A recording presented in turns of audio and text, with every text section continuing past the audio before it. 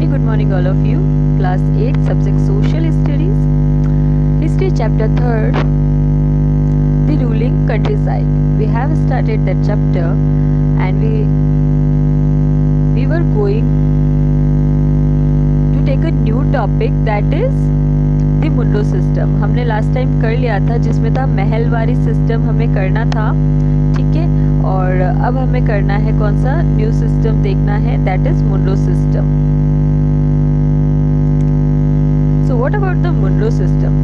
In the British territories in the south there was a similar move away from the idea of permanent settlement. The new system that was devised came to be known as the रियोतवार। अब देखो ये रियोतवारी के बारे में हम समझ रहे हैं, that is the new system. इसको एक अलग लैंग्वेज में मैं आपको एक्सप्लेन कर दूंगी, बहुत इजीली समझ आ जाएगा। First we have to take the book language. It was tried on a small scale by Captain Alexander Reed in some of the areas that were taken over by the company after the wars with the Tipu Sultan, subsequently developed by Thomas Munro. Remember this name, that is Thomas Munro. The system was gradually extended all over South India. देखो ये आपको पूरा system एक बार explain कर देते हैं, ठीक है। हुआ क्या था, पहले जो महलवारी सिस्टम था उसमें क्या था, जो किंग होते थे उन किंग को क्या दे दिया गया था, ऑनरशिप दे दी थी, ठीक है। अब उनको जब ऑनर बना दिया था, वो क्या करते थे, जो रेंट होता था वो कलेक्ट करते थे पीजेंट से और ब्रिटिशर्स को देते थे, ठीक है। अब ब्रिटिशर्स को जब वो ये देने लग गए तब हुआ ये था कि ब्रिटिशर्स जो थे उन्होंने क्या कर रखा था, इसका एक फिक्स अमाउंट जो था वो डिसाइड कर रखा था। और इसका रीज़न एक ये भी था, जो पीजेंट्स हैं उनको क्या हो, जो ईयर बाय ईयर इंक्रीमेंट होता रहता है वो क्या हो जाएगा, बेनिफिट। तो देखो कंडीशंस जो थी वो ऐसी हो गई थी, जो किंग थे, ठीक है, इन किंग को क्या कर दिया गया था, इन किंग को बना दिया गया था ऑनर, जिनको बोला क्या जाने लग गया था, किंग को ऑनर बनाने के बाद में तालुकदार जो होते थे, तालुकदार बोला जाता था उन लोगों को, ठीक है। अब देखो, अब यहाँ पे एक सिस्टम तो ये किया था जब कंपनी ने परमानेंट सेटलमेंट कर लिया था इंडिया में, but it was not successful, ये इतना ज़्यादा सक्सेसफुल नहीं था तो इसको कैंसिल कर दिया था। अब एक नया सिस्टम लाया गया था, ठीक है, that was the ryotwari system. अब ये जो रियोतवारी सिस्टम आया था, इसमें ये था, जो ये किंग थे जिनको तालुकदार बनाया हुआ था, इनकी पोस्ट जो थी वो उसको हटा दिया था, क्योंकि मैंने आपको बताया था इनका कोई काम तो था नहीं। ये क्या करते थे, पीजेंट से टैक्स लेते थे और किसको सेंड कर देते थे, ब्रिटिशर्स को देते थे। और पीजेंट्स की जो भी अर्निंग एक्स्ट्रा होती रहती थी, ईयर बाय ईयर जो इंक्रीमेंट होता रहता था, वो इंक्रीमेंट होता था। ब्रिटिशर्स को लगने लग गया कि जो बीच में ये तालुकदार या ये जो किंग्स हैं ये लोग ये रखने वाले हैं, ठीक है। अब ये जो ज़मींदार ये जो रख रहे हैं, इससे बेनिफिट किसको हो रहा है, कंपनी को भी नहीं हो रहा, क्योंकि कंपनी को तो कितना है, एक फिक्स अमाउंट पहुंच रहा है। फिक्स अमाउंट हमने बताया भी था आपको कितना था, सपोज अगर 10 रुपीज़ है तो 10 रुपीज़ ही पहुंच रहे हैं, 100 है तो 100 ही पहुंच रहे हैं। मे बी इनको ईयर बाय ईयर इंक्रीमेंट हो रहा होगा, तो ये कौन ले रहा होगा, ज़मींदार, यानी कि ये किंग जो थे वो ले रहे थे। तो ऐसे में इस सिस्टम को इन्होंने क्या कर दिया था, एबॉलिश कर दिया था, ख़त्म कर दिया था पूरी तरह से। अब एक नया सिस्टम चलाया हुआ था, वो नया सिस्टम था रियोतवारी। उस रियोतवारी में क्या होता था, देखो ये जो किंग था ना, इस किंग की पोस्ट जो थी उसको खत्म कर दी थी। पहले क्या था, पीजेंट जो थे, ठीक है, किसानों से सारी ज़मीन जो थी वो किंग्स को दे दी थी और किंग्स को बना दिया था ज़मींदार, ठीक है। अब जो ये इनको ज़मींदार बनाया है, ये ज़मींदार टैक्स कलेक्ट करके ब्रिटिशर्स को देते थे। अब यहाँ पे वापस रिवर्स कर दिया था कंडीशंस को, ज़मींदार से सारी ज़मीन लेकर के वापस पीजेंट्स को दे दी, और जो ऑनरशिप थी वो पीजेंट को दे दी थी, यानी कि किसानों को उनकी ज़मीन का मालिक बना दिया था। अब क्या था, ये जो पोस्ट थी वो खत्म हो गई थी। Now peasants have to collect the revenue and they have to pay to Britishers. अब ये था किसानों को जो था वो टैक्स लेने पड़ते थे और वो टैक्स लेकर के आपस में इनमें से किसी एक को हेड बना दिया जाता था और क्या कर दिया जाता था, उनको टैक्स देना पड़ता था ब्रिटिशर्स को। यानी कि अब कलेक्शन का जो काम था, यानी कि कलेक्शन ऑफ द रेवेन्यू और tax, that is directly in the hand over on Britishers के हाथ में था। ठीक है, इस सिस्टम को बोला गया था रियोतवारी सिस्टम। ठीक है, now he is the Thomas Munro, governor of Madras.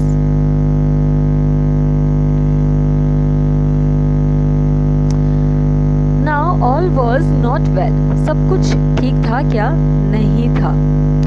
Within a few years after the new systems were imposed, it was clear that all was not well with them. देखो, नए सिस्टम आने के कुछ सालों बाद ही पता चलने लग गया, एहसास होने लग गया कि ये जो नया सिस्टम है ये भी कुछ ज़्यादा खास नहीं है या अच्छा नहीं है। Driven by the desire to increase the income from land, revenue officials fixed too high a revenue demand. अब ये हो रहा था, जैसा मैंने आपको पहले भी बताया था, हमने जब वो एक स्लाइड ली थी उसमें भी देखा था कि ये जो रेवेन्यू है ये भी क्या हो रहा था, घटता बढ़ता रहता था, रिवाइज्ड होता था, जिसको घटना बढ़ना बोल सकते हैं, इंक्रीमेंट होना, डिक्रीमेंट होना। ठीक है, अब ये जो इंक्रीमेंट हो रहा था, जितनी फसल होती थी तो ज़्यादा फसल होती थी तो क्या होता था, ज़्यादा टैक्स लिया जाता था, कम होती थी तो क्या होता था, कम टैक्स लिया जाता था। ठीक है, now peasants were unable to पे।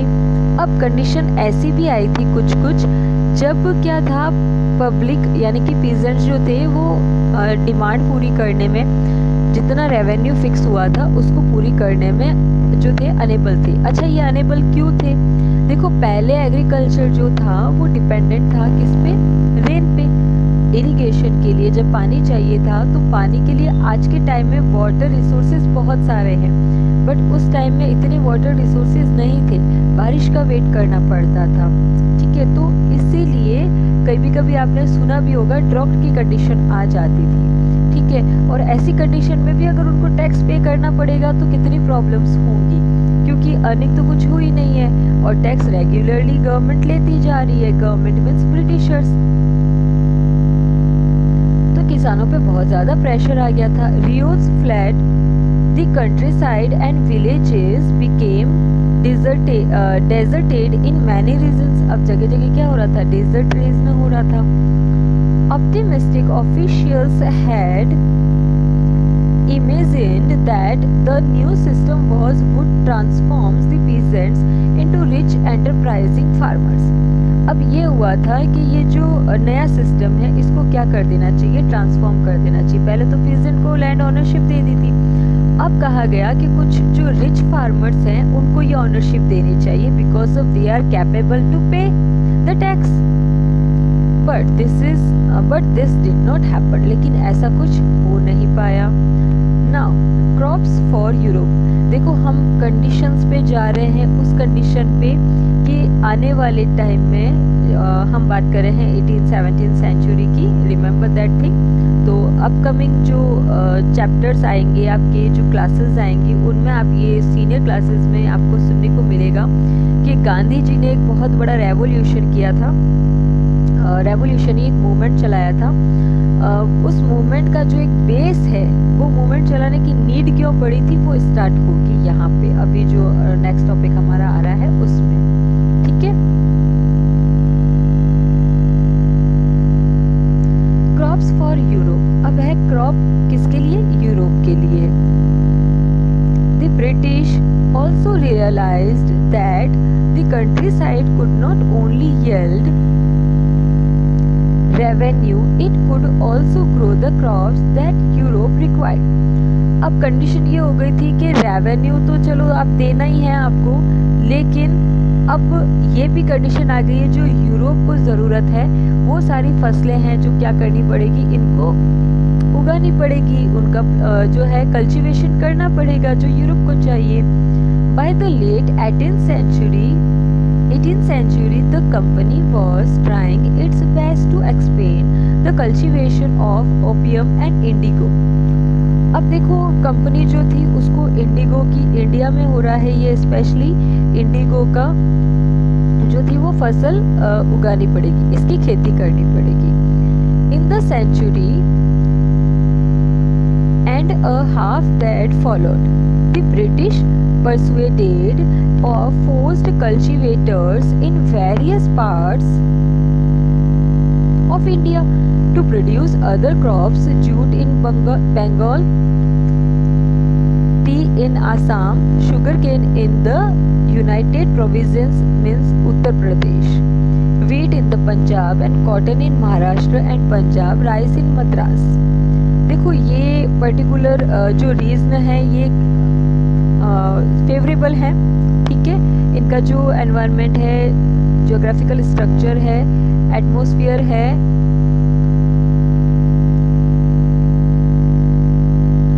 तो ये सारा स्ट्रक्चर जो था वो सारा उसके फेवरेबल था. तो इसीलिए इन सब पे प्रेशर था. क्या था? देखो बंगाल में था किसके लिए, जूट जो था उसको प्रोड्यूस करना है. आसाम जो है उस पर टी के लिए था, क्योंकि आसाम की जो टी थी बहुत फेमस थी और इसकी जो थी वो डिमांड बहुत ज़्यादा थी यूरोप के मार्केट में. शुगर केन जो था वो उत्तर प्रदेश के लिए, and wheat in the Punjab, और पंजाब में क्या था? गेहूँ. एंड कॉटन महाराष्ट्र में और पंजाब में, और राइस जो थे वो मद्रास में होते थे. तो इसके लिए बहुत प्रेशर था कि ये लोग क्या करें, इन्हीं जो क्रॉप्स हैं उनका कल्टीवेशन करें. How was this done? अच्छा, अब ये कैसे हुआ? The British used a variety of methods to expand the cultivation of crops that they needed. Let us take a closer look at. चलो ये तो एक स्टोरी है, इसको देखने की ज़रूरत नहीं है हमें. इसमें कंडीशन ये बताई गई है, जो क्रॉप्स हैं उनको उगाने के लिए जो प्रेशर पड़ रहा था सारे सब पे, जो उनको यूरोप के लोगों को ज़रूरत थी, यूरोपियंस को जिन चीज़ों की नीड थी उनके लिए क्रॉपिंग जो थी करने के लिए, कल्टीवेशन के लिए इंडिया में प्रेशर डाला जा रहा था. क्योंकि इंडिया पे किसका रूल चल रहा था उस टाइम में? ब्रिटिशर्स का. See this is the kalamkari print 20th century of India. देखो ये जो प्रिंट वगैरह है ना, ये इंडिया में था पहले, आज भी इंडिया में ही है. इसीलिए आपने देखा होगा अक्सर इंडिया में फॉरेनर्स जो होते हैं वो बहुत अट्रैक्ट होते हैं इंडिया के कल्चर को लेके, इंडिया के फैब्रिक को लेके.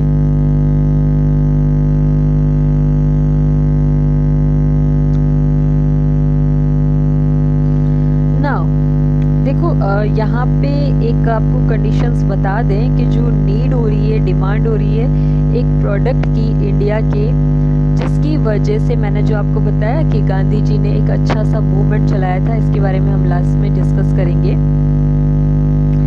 Why the demand for Indian Indigo?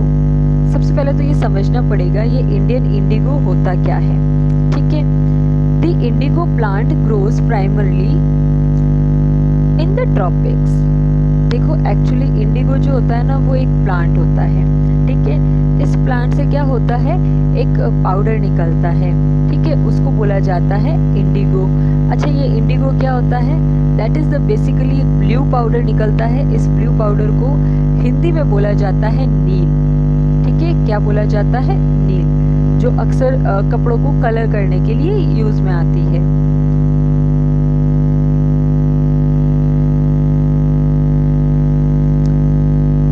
By the 13th century, Indian indigo was being used by cloth manufacturers in Italy, France and Britain to dye cloth. देखो ये ब्रिटेन में, France में, Italy में इन सबको manufacturing होती थी क्लॉथ की, तो इनको कलर करने के लिए चाहिए होता था, तो वो इंडिगो पाउडर इन्होंने यूज़ करना शुरू कर दिया.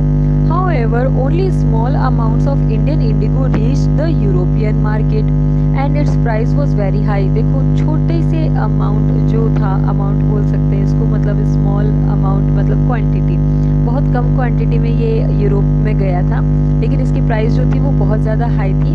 European cloth manufacturers therefore had to depend on another plant called woad. देखो एक अलग प्लांट है वो है वुड, ठीक है. अच्छा, ये वुड में और इंडिगो में क्या फ़र्क था? दोनों का एक ही काम था, क्या करना है? ब्लू डाई करना है कपड़ों को, ठीक है, ब्लू कलर करना है, डाई करना है। डाई करने के लिए यूरोपियन जो कंट्रीज़ थी वो सारी क्या करती थी, इस वुड को यूज़ करती थी। लेकिन जब इन्होंने इंडिगो को यूज़ किया तो इतना फाइन कलर जो था इंडिगो का आता था, उसके कंपैरिजन में ये जो वुड था इसका नहीं आता था। तो इस वुड को क्या कर दिया था, लोगों ने एक्सेप्ट करना बंद कर दिया था, मना कर दिया था। नाउ ब्लू डाई करने के लिए इंडिगो की डिमांड बढ़ने लगी। Being a plant of the temperate zones, woad was more easily available in Europe. अब देखो, प्लांट की बात करोगे, अवेलेबिलिटी की बात करोगे तो यूरोपियन कंट्रीज में ये बहुत इजीली मिल जाता था। क्या? Would. It was grown in northern Italy, southern France and in parts of Germany and Britain. Worried by the competition from indigo, wood producers in Europe pressurized their governments to ban the import of indigo. देखो, Indigo का जो result था वो बहुत अच्छा था और obviously अगर जिसका रिजल्ट अच्छा रहेगा मार्केट में उसकी डिमांड ज़्यादा होगी। तो वोट के कंपैरिजन में इंडिगो की डिमांड ज़्यादा होने लग गई, इसीलिए जो वोट के प्रोड्यूसर्स थे, ठीक है, उन्होंने क्या कर दिया, डिस्ट्रीब्यूटर्स ने, बिजनेसमैन जो थे इसका कर रहे थे, उन्होंने मना कर दिया, उन्होंने बैन लगाने को बोला गवर्नमेंट को। किस लिए? कि इसको इंडिगो को क्या करना है, इंपोर्ट करना है इंडिया से, वो बंद कर दो, इसको बैन कर दिया जाना चाहिए ताकि क्या हो सके, वोट का कंजप्शन होना स्टार्ट हो जाए। कंजप्शन होना मतलब खपत होना, यूज होना। Cloth dyers however preferred indigo as a dye. Indigo produced a rich blue colour, indigo बहुत अच्छा रिच ब्लू कलर देता था। Whereas the dye from the woad was pale and dull, और जो वुड था उसका colour क्या होता था, मतलब थोड़ा फीका फीका सा रहता था, पेल और थोड़ा डल सा रहता था, इतना इफेक्टिव नहीं था जितना इंडिगो का था। By the 17th century European cloth producers persuaded their governments to relax the ban on indigo import. अब प्रोड्यूसर्स ने, क्योंकि उनकी जो ये वोट थी वो इतनी ज़्यादा नहीं चल रही थी, तो उन्होंने जो बैन लगाने को गवर्नमेंट को बोला था उसके लिए रिलीज़ करने को बोला, उस बैन को रिलीज़ करने के लिए बोला गया ताकि क्या कर सके, इंडिगो को इंपोर्ट कर सके। यही मेन दिक्कत है। इसी के आगे चल के इतना ज़्यादा ये प्रेशराइज किया जाएगा इंडिया को, इतना एक्सप्लॉइट किया जाएगा इंडिया के पीजेंट्स को। किसके लिए? इसके प्रोडक्शन के लिए। किसका प्रोडक्शन? किस चीज़ को प्रोड्यूस करना है? इंडिगो को। बहुत टॉर्चर किया जाएगा इसके लिए पीजेंट्स को। The French began cultivating indigo in Saint-Domingue, in the Caribbean island, in the Portuguese in Brazil, the English in Jamaica, and the Spanish in Venezuela. Indigo plantations also came up in many parts of North America. सब जगह पहुंच चुका है Indigo, और India से अब समझ सकते हो आप, सब जगह पहुंच गया, सबको टेस्ट लग गया है इसका। तो कितना ज़्यादा मार्केट जो है ब्रिटिशर्स अपना कर लेंगे, कितना बेनिफिट वो करेंगे, लेकिन प्रोडक्शन तो इंडिया में ही होगा और करने वाले भी इंडियन ही होंगे। तो कितना ज़्यादा प्रेशर आएगा, यूरोपियन की सारी कंट्रीज़ जो हैं, सदर्न नॉर्दर्न, सब यहाँ पे लेना चाहती है इंडिगो को। तो इंडिया के जो पीजेंट्स हैं वो कितना ज़्यादा प्रेशर डालने वाले हैं इंडियन पीजेंट्स पे। कौन? Britishers, British officers. सो इसके प्लांटेशंस के और इन सब के बारे में हम पढ़ेंगे in the next video. Till then, take care of yourself. Thank you for the watching. We will continue in the next video.